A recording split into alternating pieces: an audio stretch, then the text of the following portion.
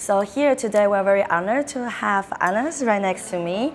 He's going to share with us the start of the mapping, the achievement of mapping, and also what does that mean by claiming back the land. Now a lot of lands are recognized by the government as indigenous land, and what does that mean if the land is recognized by the government or by the local policies, right? So Anas, can you introduce yourself to our audience? Thank you, Jocelyn.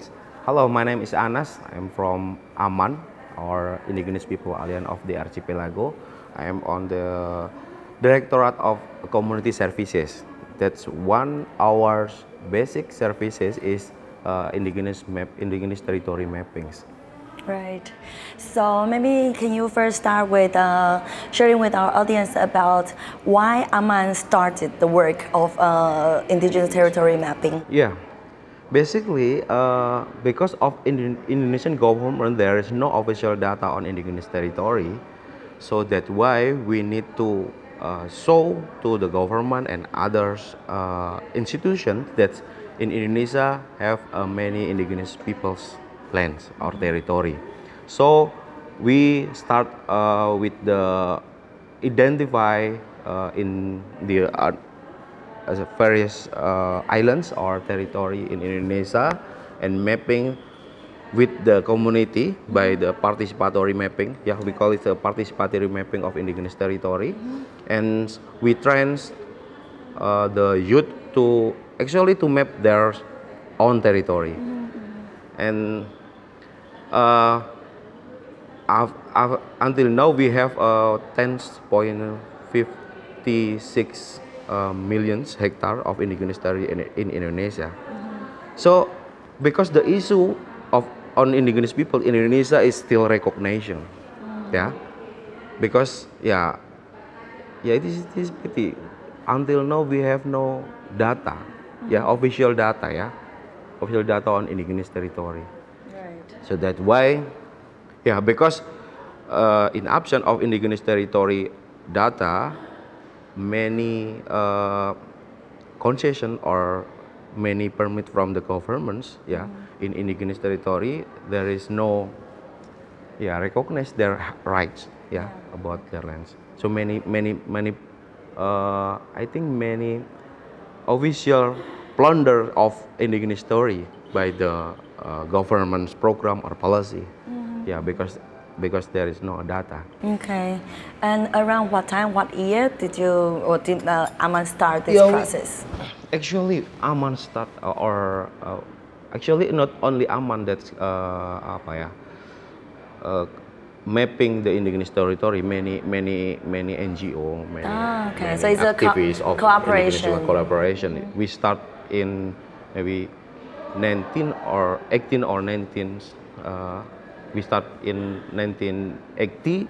Okay. Or maybe 1970. 70.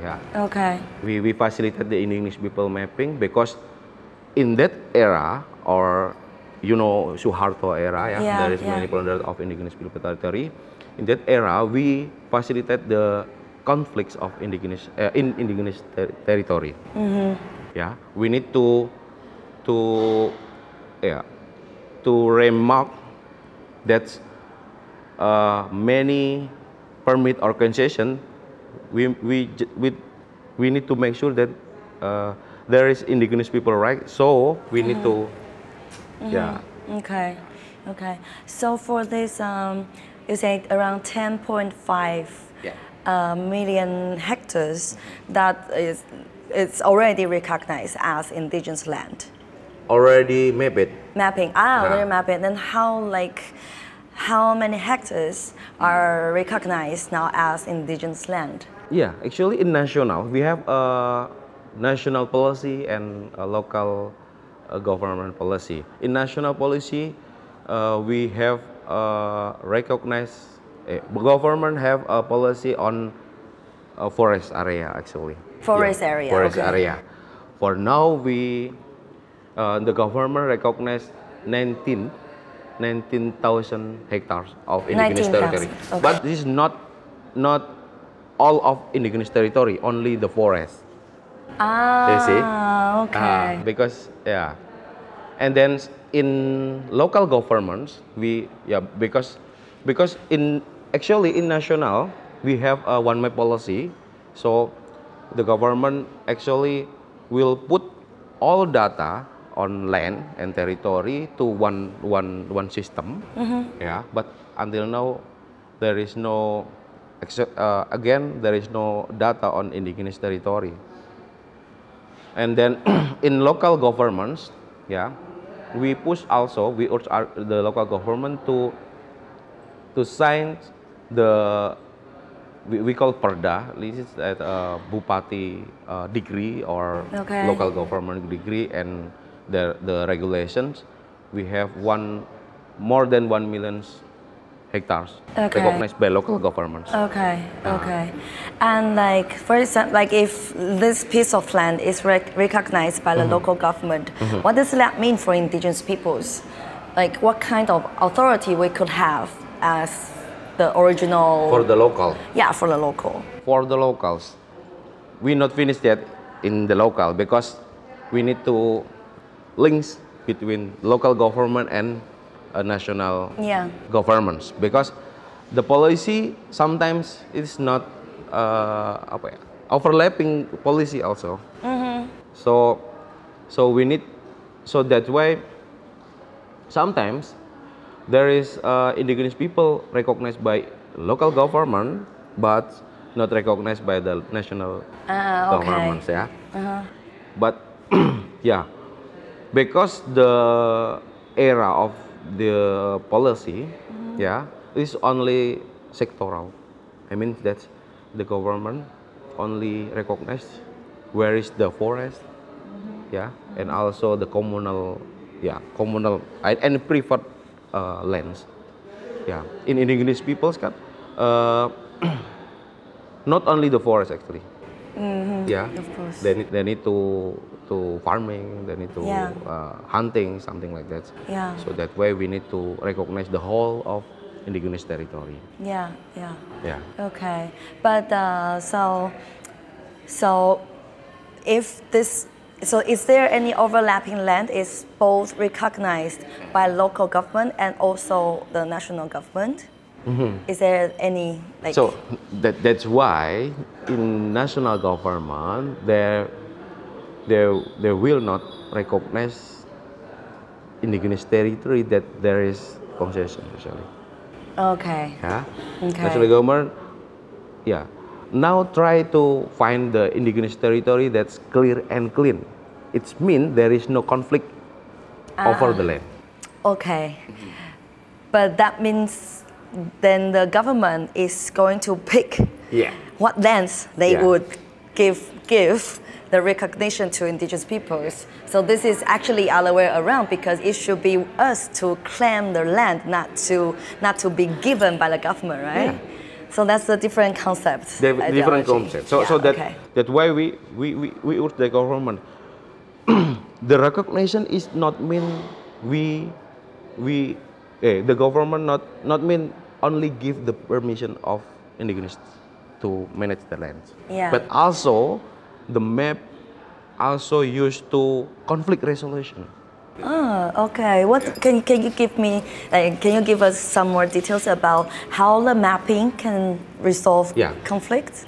For example, if there is a mining company in indigenous territory, we need to because the permit is from national government. We need to discuss again what indigenous want and how to start again with the permit from the government. It's like APAC first. So Aman is not again with the development actually, but how the process to development is engaged. Community can agree or disagree about the program or development in there. So that's why like you are like for mapping. That's why the mapping and to ensure that this territory is the right of indigenous people. Yeah, we need to talk, yeah, to the government and mining company or palm oil company or something that their program is on indigenous territory. Yeah, we need to make sure. Yeah. Okay. But so there's another thing I would like to ask is that because we all saw that on the I think that was back to 2012 or there are some news regarding that the government returned the land to indigenous peoples. But by saying returning the land to indigenous peoples, are those the recognition you are talking about, or that's okay? But still, with returning the land to indigenous peoples doesn't mean that we really have the authority over the land. Or what does that mean by returning the land back to indigenous peoples? We need to say maybe 5 years again or 10 years again about the process, because the government said that is full recognized. It means full return to the indigenous peoples. Yeah. But this is still in progress. Okay. Yeah, we still waiting. What happened next? What happened next after the recognition from? Okay. So I just want to maybe just a brief sum up. So you have there are some areas of the land, especially forest land, are now recognized by local government as indigenous territories, but that doesn't mean this is at the local level. But that doesn't mean that the national government also recognize the land. Yeah. So that will make some maybe controversies or conflicts between policies, right? Yeah, because the policy is different. In national levels, they only recognized by the sectors. Yeah, it means from the policy from the Ministry of Forestry, they only recognize the forest. And then also from the Lands Agency or Land Ministry, they only recognize the communal land, outside of the forest. And then also in the Ministry Internal Affairs, they have regulation or regulate about the mechanism of recognition. So all these different things everything on concept of recognitions. Yeah. In local regulations, they only have because they only have the concept of how to protect of indigenous peoples the whole lands. So that also means, for example, that maybe this one community is located not in the forest but outside of the forest. So they maybe they would have the land inside the forest recognized as their territory. But the place where they really live is not indigenous territory. Okay. This is the difference. If the local government recognize, that is not mean that national government is recognized the indigenous territory.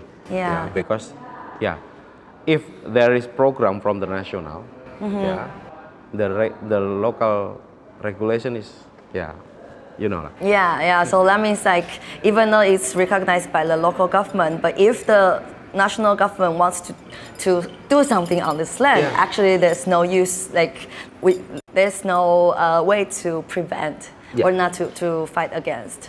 So now you are the major goal you are trying to trying to pursue now is actually the national-wide recognition, right? Actually, the mechanisms, the whole mechanism from the local to national. Okay. Because the national there is no policy full recognition.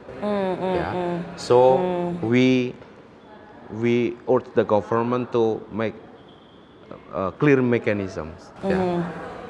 Because for example,